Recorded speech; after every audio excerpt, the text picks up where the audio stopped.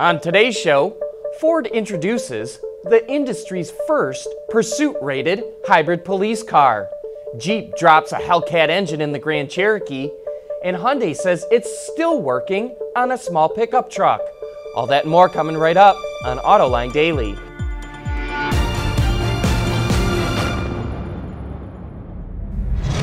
This is Autoline Daily, the show for enthusiasts of the automotive industry. Toyota's largest manufacturing plant in the world is about to get even bigger. The company announced it's investing $1.3 billion to upgrade its plant in Kentucky to build vehicles on its new global architecture. It's the first plant in North America to manufacture cars on that platform, starting with the new Camry.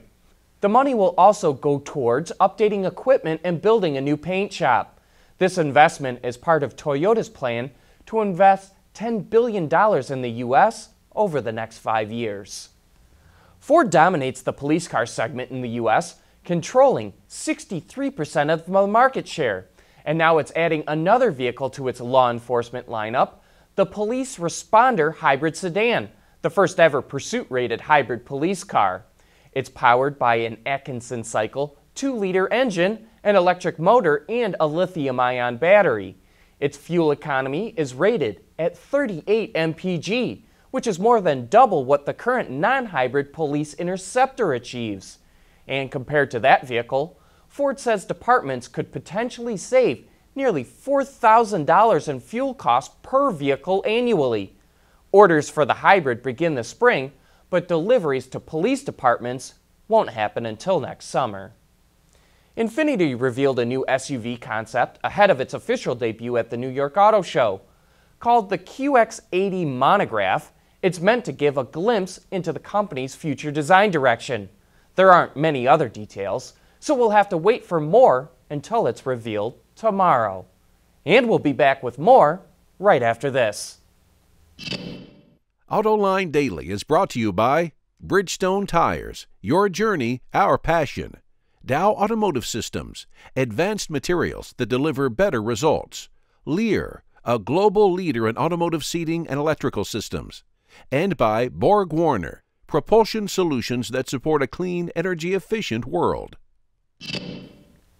Geely's new brand Lynk & Co. made a splash at this year's Consumer Electronics Show with the production version of its SUV.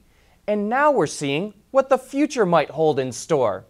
Photos leaked out of a concept sedan that shares the same platform as the SUV. It's called CCC, which is short for CMA Platform Concept Car. The front and rear of the car features some pretty aggressive styling, but the side view is a bit more tame. Well, at least with the doors closed, that is. It's a different story when open, because the CCC has what Lynk & Co. calls dihedral doors. And you know what? Overall, I think it's a pretty good-looking vehicle. Let's hope Lynk & Co. sticks around long enough to build it.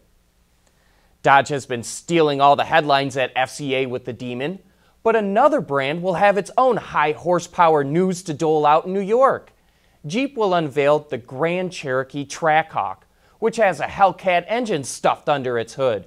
Styling doesn't change much from the previous king of the Jeep stable, the SRT, but it does get its own unique supercharged and Trackhawk badges. Other highlights include upgraded suspension, 20-inch wheels with giant tires, and the largest brakes ever fitted to a Jeep. But perhaps the biggest changeover of any other Hellcat vehicle is the addition of an all-wheel drive system. It helps launch the Trackhawk from 0 to 60 in just 3.5 seconds and run the quarter mile in 11.6 seconds. Which is the same as the Challenger Hellcat. No word on pricing just yet for the Trackhawk, but it will be available in dealer showrooms late this year.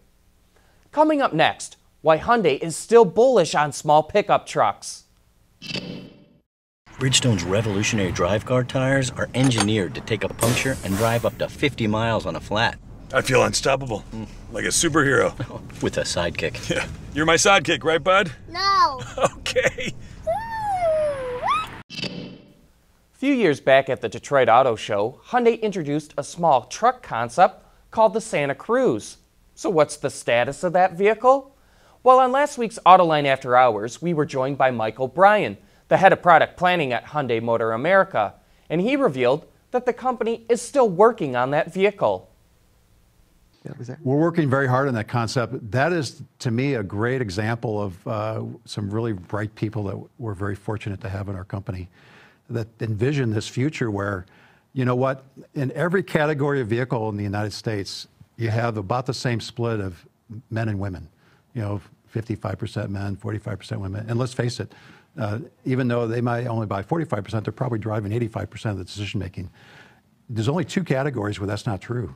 One of them is pickup, where about 80% of the buyers are men, and the other one's supercar, for the obvious reasons. And so, naturally, and I can give you 10 more examples of reasons why there's an unmet market need for an open bed utility product, a truck product, that's not made or sold in this market today. Parking, maneuverability, fuel economy, people that just want to keep their dirty stuff separate from where they put their kids' child seats. Do you really want to put your kid on top of a bunch of mud and dirt from your playthings over the weekend? You want to have a nice place to put things, whether it's dirt bikes, it's mountain bikes, it's a kayak, hockey equipment. You want to have the outdoor activities that urban dwellers, more and more of these millennials will be living in an urban lifestyle, but they want to have a vacation on the weekends. They want to break away from that, and they want to have fun somewhere. They don't need to tow 12,000 pounds. They don't need to be able to haul several thousand pounds. They just want to take their stuff and enjoy life outside of the urban environment. And they may want to go to Home Depot and buy plants or some other things like that. They don't need a big vehicle to do that. That's difficult to maneuver and difficult to park. The very reasons why female buyers avoid pickups. So this product, I think, has a tremendous amount of potential. And you're talking about a pickup for women. Well, we're talking about a pickup for a lot of people that don't consider pickups, frankly. Very interesting. So just to be clear, the Santa Cruz as a product is still very much on the table. You're still looking. We're working very hard on a concept like that one, yes. Nothing to announce yet, but it's something that's we're very actively working on. To learn more about Hyundai's product plans and its all-new Ioniq, you can watch that entire discussion right now on Autoline.tv, or just look for it on our YouTube channel. That wraps up today's show. Thank you for watching, and please join us again tomorrow.